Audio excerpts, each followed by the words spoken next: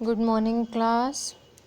So, in the last turn, we have finished up to question number 35 in the same practice set, and today we have to start from question number 36. So, these are again very short answer type questions and which are of 1 mark. और अब इसके बाद हमारे 2 marks वाले question start होने हैं. तो 36 question पर आते हैं. 36 question is given here. Why is an alternating current considered to be advantageous over direct current for long range transmission of electric energy? तो ये जो क्वेश्चन है this is from the sample paper 2012 and 14, and one part of the question is clear that you already know that why we use AC in place of DC in most of the work. बहुत सारी जगहों पे हम AC को ही use करते हैं, लेकिन यहाँ पर और किसी रीज़न की जगह हमें रीज़न देना है लॉन्ग रेंज ट्रांसमिशन का.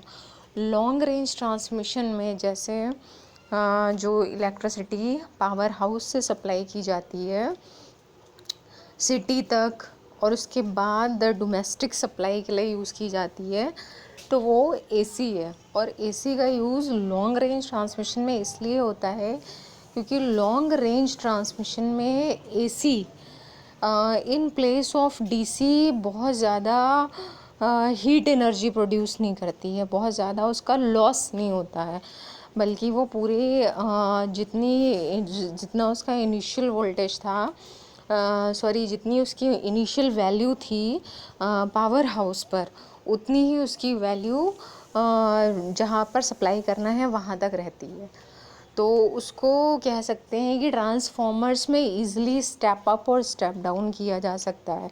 तो जब हम सप्लाई करना स्टार्ट करते हैं उस टाइम स्टेप डाउन करते हैं, फिर बाद में धीरे धीरे करके स्टेप अप करते हैं, और इन द लास्ट जैसे ही इसको डोमेस्टिक सप्लाई के लिए देना होता है घरों के अंदर, तो फिर से एक बार स्टेप डाउन किया जाता है. तो ये जो प्रोसीजर है ये पूरा AC के साथ ही हो सकता है, DC के साथ नहीं हो सकता.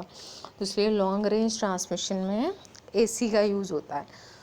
तो this will be the answer of question number 36. तो वेरी शॉर्ट है, अगर तो वेरी शॉर्ट में आपको छोटा सा आंसर कैसे लिखना है, तो AC can be easily stepped up and down with the help of transformers and its loss is also less in comparison to DC. तो ये आंसर आप लिख सकते हैं. फिर क्वेश्चन नंबर, और हाँ इसका और पार्ट भी दे रखा है, state 1 advantage of AC over DC. तो इसमें आप जो जितनी भी आपने पढ़ी हैं एडवांटेजेस, उनमें से कोई भी एक लिख सकते हैं AC की एडवांटेज DC पर. और ऐसा वाला क्वेश्चन ये डायरेक्ट क्वेश्चन कहलाता है, और ये आ चुका है 11, 14 और 15. तो ये डायरेक्ट क्वेश्चन है, ये रीजनिंग वाला है. तो अगर रीजनिंग में आता है तो वही पर्टिकुलर आंसर आपको लिखना है जो पूछा गया है. डायरेक्ट है तो फिर आप कोई भी आंसर लिख सकते हैं इसमें. Okay, now we are coming to question number 37.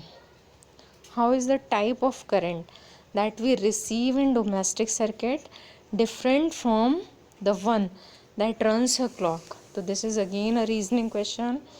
2015 का क्वेश्चन है, अभी रिसेंटली आया है. और इसमें आपको बताना है कि जो हम डोमेस्टिक सर्किट में करंट यूज़ करते हैं, तो ऑब्वियसली दैट इज़ AC. तो वो डिफरेंट कैसे है उस current say that runs a clock. एक क्लॉक को जो करंट चला रही है, क्योंकि क्लॉक में जो हैंड्स मोशन कर रही हैं, तो that is also because of the current. वो मोशन में है, उसको करंट मिल रही है कहीं से. तो क्लॉक में देखा होगा आपने, direction of motion of hands of the clock is fixed and that is the only one direction. तो जो क्लॉक को रन करा रही है करंट दैट इज़ DC, और जो डोमेस्टिक सप्लाई में हम यूज़ करते हैं वो AC. तो यही डिफरेंस है दोनों टाइप की करंट में. तो this is the online answer question. Question number 38, what is electric generator. बहुत ही डायरेक्ट क्वेश्चन है. इसका आंसर आपको कैसे देना है, डेफिनेशन से देना है. इलेक्ट्रिक जनरेटर कैसी डिवाइस है that converts mechanical energy into electric energy. Then after this question number 39 is there. इसके बाद जो आपका क्वेश्चन नंबर 39 है उसमें लिखा है, out of 3 wires live, neutral and earth, which one goes through on और off switch, and it is from 2013 and 15 paper. तो जो आपको पता है 3 टाइप के वायर्स हम यूज़ करते हैं, जिनके लिए कलर्स भी अलग अलग होते हैं, जो कोटिंग की जाती है उनके ऊपर, और इनके जो नेम्स हैं वो हैं live, neutral and earth wire. तो इनमें से ऑन ऑफ स्विच के लिए कौन सा वायर यूज़ किया जाता है, थोड़ी रीजनिंग इसमें भी है। तो आपको पता होना चाहिए ऑन या ऑफ उसी को करना है जिसके पास करंट है। तो न्यूट्रल वायर जो ब्लैक कलर का होता है वो कितने पोटेंशियल डिफरेंस पर होता है, कितने पोटेंशियल पर होता है। तो ब्लैक वायर 0 वोल्ट पे होता है। Live wire, red wire 220 volt पर होता है। और अर्थ वायर जो है वो एक्स्ट्रा करंट अर्थ को पास कराने के लिए होता है। तो आपको पता है कि जिसमें सबसे ज़्यादा हाई पोटेंशियल है, जिसके पास वोल्टेज है, ऑन और ऑफ स्विच उसी को प्रोवाइड किया जाता है। इसमें ऑन ऑफ स्विच किसको प्रोवाइड कराएंगे, लिव वायर को। Okay, now question number 40। In a domestic electric circuit, mention the potential difference between live wire and neutral wire and frequency of AC। तो फ्रीक्वेंसी वाला part यहाँ भी repeat हुआ है। Domestic electric circuit में potential difference अभी मैंने आपको बताया है कि पोटेंशियल डिफरेंस यहाँ पूछा गया है, तो डायरेक्ट आप डिफरेंस का आंसर देंगे अगर, तो 220 वोल्ट आंसर इज सफिशिएंट, क्योंकि दोनों के बीच में 220 वोल्ट का ही डिफरेंस है। अगर आपसे पूछा जाता है कि दोनों का अलग अलग पोटेंशियल कितना है, तो लिव वायर का पोटेंशियल 220 वोल्ट और न्यूट्रल वायर का पोटेंशियल 0 वोल्ट। तो बेटर होगा कि without any doubt if you right the answer, उसमें चाहे 1 मार्क का हो, लेकिन एक बार आप क्लैरिफाई कर देंगे कि पोटेंशियल डिफरेंस इतना है और लिव वायर का पोटेंशियल इतना और न्यूट्रल वायर का पोटेंशियल इतना है, तो ज़्यादा बेटर होगा। क्योंकि कभी कभी लैंग्वेज जितनी नीडेड है उससे ज़्यादा लिखने से सारे डाउट्स क्लियर हो जाते हैं और मार्क्स एकदम सही मिलते हैं। So don't think it is of 1 mark, इसमें आप पूरा क्लैरिफाई करके लिखें। फिर क्वेश्चन नंबर 41 आपका आता है, mention the colour convention for live, neutral and earth wires. तो ये जो है आपका पार्ट, ये आपके सारे जितने भी लिव, न्यूट्रल और अर्थ वायर से रिलेटेड क्वेश्चन है ये सारे कवर अप कर रहा है। जैसे सबसे पहले इसमें आया कि लिव, न्यूट्रल और अर्थ वायर में से किसमें ऑन ऑफ स्विच प्रोवाइड करते हैं, किसका इनके बीच का पोटेंशियल कितना होता है, पोटेंशियल डिफरेंस। और अब आया है कलर। तो जितने भी क्वेश्चन इससे बन सकते हैं, तो all the questions are here. अब कलर्स आपको पता है, लेकिन कलर में हाँ थोड़ा सा अगर चेंज हो तो that also you should know. कभी कभी कलर्स वैसे तो जो हैं गिवन कलर के सिंबल्स वही यूज़ करने हैं, लेकिन इन प्लेस ऑफ दीज कलर्स कभी कभी दूसरे कलर भी यूज़ हो जाते हैं। तो जो लिव है वो लिव वायर के लिए कलर यूज़ होना चाहिए रेड कलर का होता है लिव वायर, लेकिन कभी कभी in place of red brown colour भी यूज़ हो सकता है लिव वायर के लिए। This you have to keep in your mind. Neutral का हमेशा ब्लैक ही कलर होता है और अर्थ वायर ग्रीन होता है, लेकिन ग्रीन के प्लेस पे कभी कभी येलो कलर भी यूज़ हो जाता है। तो आप पूरा आंसर लिखिए कि the colour convention for live wire is red और brown colour, for neutral it is black, and for earth wire it may be green or yellow. So it is of 2015 question in CBSE।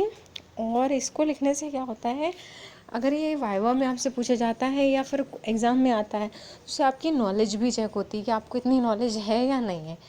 जो direct answers हैं उनकी जगह पे आप कुछ extra लिख सकते हैं या नहीं। Okay, so write this. Now coming to question number 42।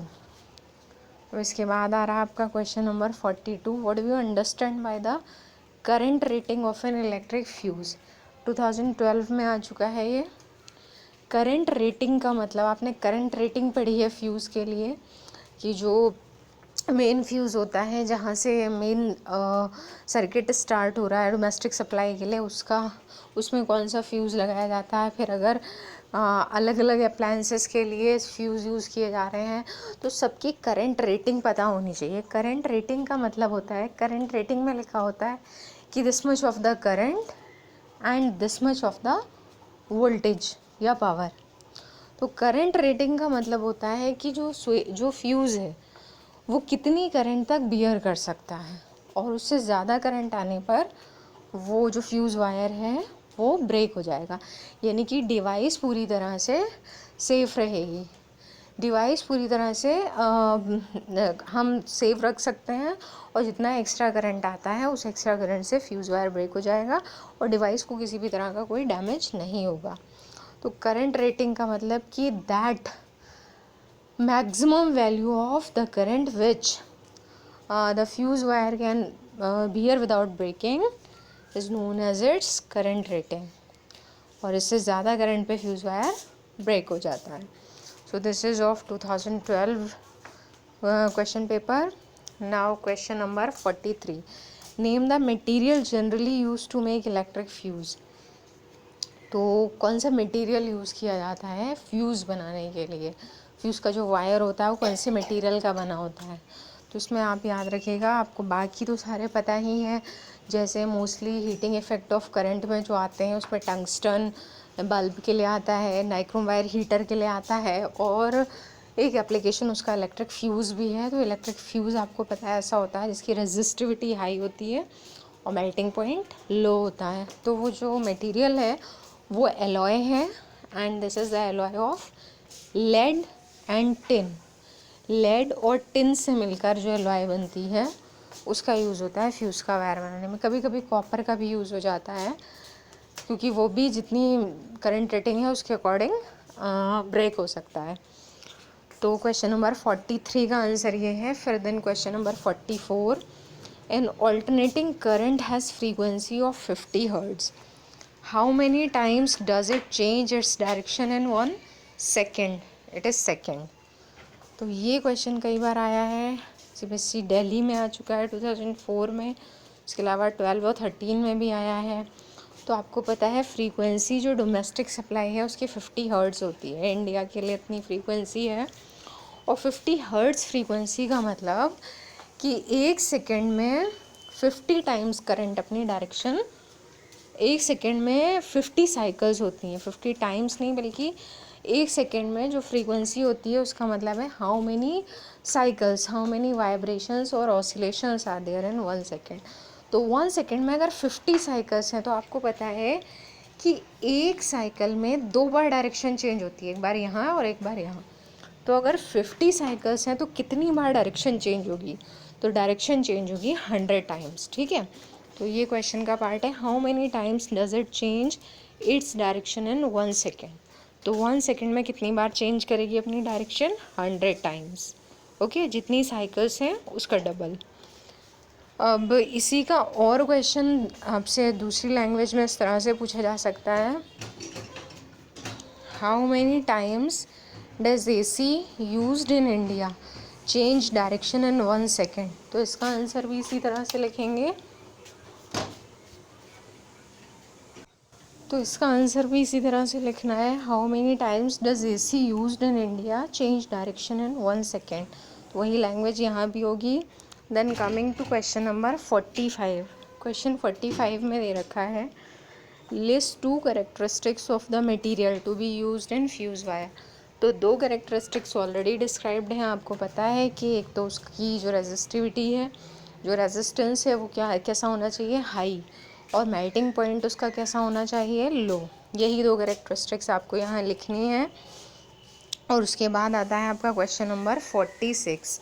इसमें लिखा है, state the function of a fuse in a circuit. Fuse का क्या फंक्शन है, तो बहुत अच्छी तरह पता है आपको, फ्यूज़ सेफ्टी पर्पज़ से यूज़ होता है सर्किट में। How is it connected in the domestic circuit. तो डोमेस्टिक सर्किट में लिव वायर के साथ सीरीज़ में इसको यूज़ किया जाता है फ्यूज़ को। तो ये दोनों पार्ट्स के आंसर हैं, 13, 14 में ये आ चुका है आपका। फिर क्वेश्चन नंबर 47 यहाँ दे रखा है, name the electric device that converts mechanical energy into electric energy. 17, 18 में आया है, ये भी अभी रिसेंटली आया है। कौन सी ऐसी डिवाइस है जो मैकेनिकल को इलेक्ट्रिक में कन्वर्ट करती है। बहुत ईजी क्वेश्चन है, डायरेक्ट है, जनरेटर, इलेक्ट्रिक जनरेटर। फिर 48 क्वेश्चन है, what is the function of earth wire in electrical instruments. फिर से ये रिपीट हुआ है, सेफ्टी पर्पज़। 49 क्वेश्चन है आपका, explain what is short circuiting of an electric supply. Short circuiting का मतलब पहले भी बताया है मैंने कि डिवाइसेस में एक्स्ट्रा करंट पहुंचना, और उसका जो प्रॉपर बिल्कुल सही रीज़न है वो आप लिखेंगे, कि जब लिव और न्यूट्रल वायर डायरेक्ट कांटेक्ट में आ जाते हैं तो then the result is short circuiting. Okay, और लास्ट ये भी डिस्कस कर लेते हैं क्योंकि यहाँ पर आपके very short answer type questions finish हो गए। What is the usual current rating of the fuse wire in the line to feed. तो मैंने आपको दो करंट रेटिंग्स बताई थी, एक 5 एम्पियर होती है, एक 15 एम्पियर होती है। तो छोटे जो वर्क हैं, जो छोटी वोल्टेज है, छोटी पावर की जो डिवाइसेस हैं, उनमें 5 एम्पियर वाली करंट, यानी कि लाइट्स एंड फैंस के लिए 5 एम्पियर, और अप्लायंसेस ऑफ 2 किलोवाट और मोर पावर उसमें 15 ampere. Okay, so now here all these questions are finish. और आपके आज के जो होमवर्क वाले क्वेश्चन हैं वो भी मैं बता दे रही हूँ। तो आपका होमवर्क का जो क्वेश्चन है, एक तो आपका क्वेश्चन नंबर 45 है, सॉरी नॉट 45, बल्कि आपका जो क्वेश्चन था कि जिसमें आपको ये बताना है कि कौन सा मटेरियल, यस ये क्वेश्चन 43 है आपका, कौन सा मटेरियल यूज़ होता है फ्यूज़ बनाने के लिए। और दूसरा आपको आंसर लिखना है, I am telling this, yes 37 वाला। तो ये दो आपके क्वेश्चंस होमवर्क के लिए हैं। Send the answer of these questions only. Okay, so now it is finish for today. Thank you.